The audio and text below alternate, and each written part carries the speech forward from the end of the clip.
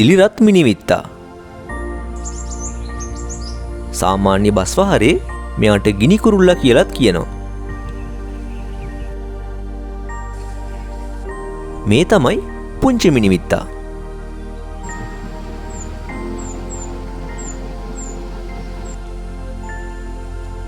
අද පෙන්වන්න යන්නේ අපේ රටේ ජීවත් වෙන මිනිවිත්තු විශේෂ දෙක ගැන. ඒගොල්ලෝ වෙන් කරලා අඳුර ගන්න හැටි, ව්‍යාප්තිය, හැසිරීම, ආහාර ගන්න හැටි, කැදලි හදන හැටි වගේ ගොඩාක් දේවල් මේ වීඩියෝ එකෙන් ඔයාලට බලා ගන්න පුළුවන්.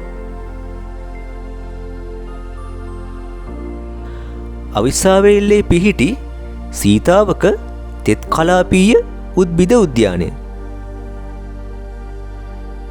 ඕනෑම කෙනෙක්ට පහසුවෙන් සහ අඩු වියදමකින් සිංහරාජය වගේ පහතරට වර්ෂා වනාන්තරයක තියෙන ස්වභාව සෞන්දර්ය එක්තරා ප්‍රමාණයකට අත්විඳින්න පුළුවන් විකල්ප ස්ථානයක්.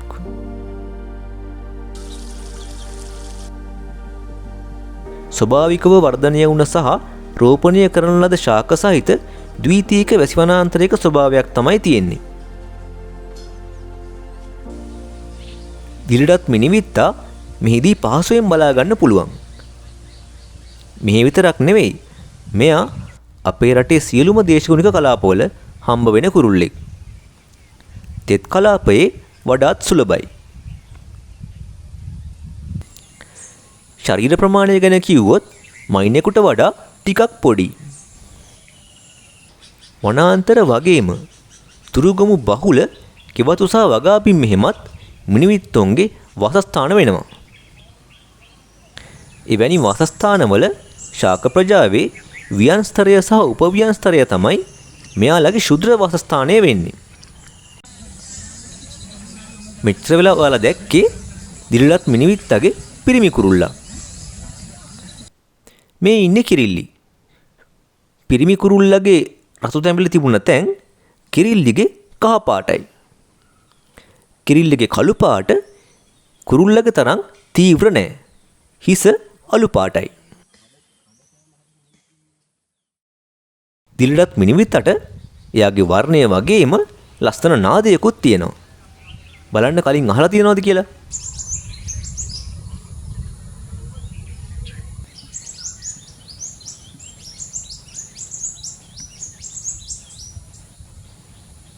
මෙයාලා ජෝඩු වශයෙන් වගේම 6 දෙනෙක්ගේ විතර කුඩා රංචු වශයෙන්ුත් ජීවත් වෙනවා. මේ කුරුල්ලා කිරිල්ලිව ආකර්ෂණය කරගන්න කරන රංගනයක් වගේ තමයි පේන්නේ.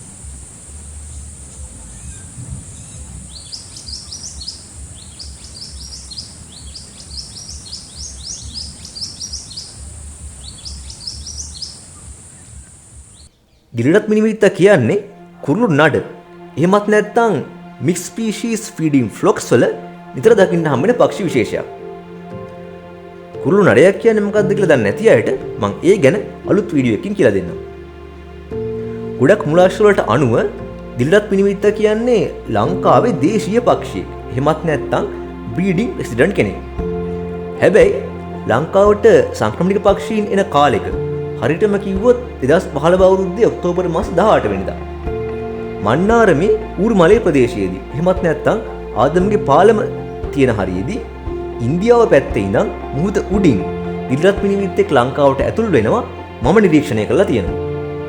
ඒ කියන්නේ දිලිරත් මිනිවිත්තගේ දේශීය ගහණයට අමතරව සංක්‍රමණික ගහණයකුත් අපේ රටේ ඉන්න පුළුවන්.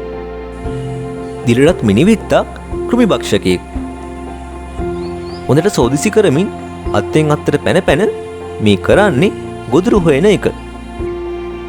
කොළවල, අතුවල, මල්වල වහලා ඉන්න විවිධ කෘමිසත්තු සහ ඔවුන්ගේ කීට අවස්ථා තමයි සුලභව ආහාරයට ගන්නේ. සමනල්ලුන්ගේ, සලබයින්ගේ, දලඹුව මෙයාලගේ ප්‍රියතම ආහාර. සාමාන්‍යයෙන් හිමිදිරි උදේ ඉඳන් උදේ 11 විතර වෙනකන් ගොඩක් ක්‍රියාශීලීව ආහාර හොයනවා බලා ගන්න පුළුවන්. අන්න සතෙක් අල්ලගත්තා. ආයෙත් බලමු. සතා කවුද කියලා නම් පැහැදිලි නෑ. හැබැයි කෘමියෙක්.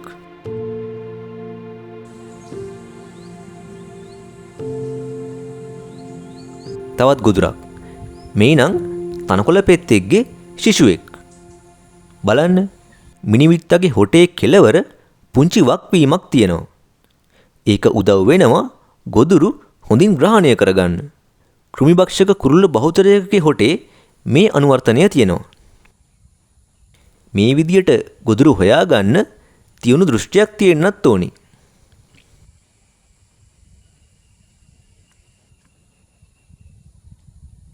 මිනිවිත්තෝ කෘමීන් නොවන මකුළුව වගේ කුඩා ආත්‍රෝපෝඩාවනුත් ආහාරයට ගන්නවා වෙන්න ඕනි. ඒ වගේ කුඩා සත්තුන්ගේ ගහණය පාලනය කරමින් පරිසරය සමතුලිත කරන්න මිනිවිත්තෝ දායක වෙනවා.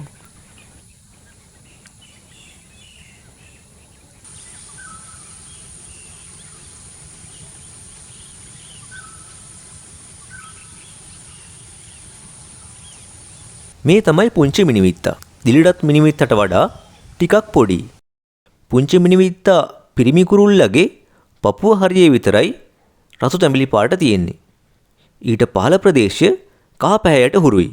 දිලිඩත් මිනිවිත්තා පිරිමි කුරුල්ලගේ සිරුර යටපැත්ත සම්පූර්ණයෙන්ම රතු තැඹිලි පාටයි. මේ ඉන්නේ පුංචි මිනිවිත්තගේ කිරිල්ලි. දිලිඩත් මිනිවිත්තා කිරිල්ලිගේ වගේ තද කහ පැහැයක් නැහැ. පුංචි මිනිවිත්තගේ ව්‍යාප්තිය වාසස්ථානය ශුද්‍ර වාසස්ථානය සහ හැසිරීම බොහෝ දුරට දිලිඩත් මිනිවිත්තට සමානයි. වියලි කලාපයේ වැඩිපුර හම්බ වෙන්නේ පුංචි මිනිවිත්තෝ. මේ පුංචි මිනිවිත්තෝ ජෝඩුවක් කැදැල්ලක් හදනවා. කෙඳි, මකුළු දැල්, ලයිකන වගේ දේවල් යොදාගෙන අත්තක් උඩ කෝප්පයක් හැඩති කැදැල්ලක් තමයි හදන්නේ. මිනිවිත්තොන්ගේ කුරුල්ලයි කිරිල්ලි දෙන්නම සහයෝගයෙන් කැදැල්ල හදනවා. ඔය ඇහෙන්නේ පුංචි මිනිවිත්තගේ නාදය.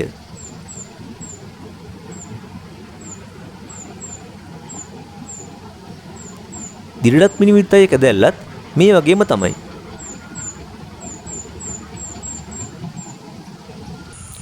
මේ දිලිඩත් මිනිවිත්ත කිරිල්ලියක් කැදැල්ලක් හදන්න ලයිකන එකතු කරනවා.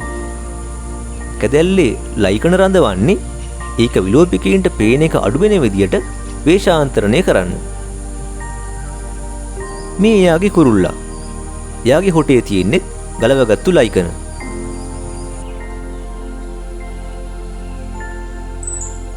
ඔයාලගේ ගෙවතු වලත් මිනිවිත්තෝ ඉන්නවද කියලා බලන්න.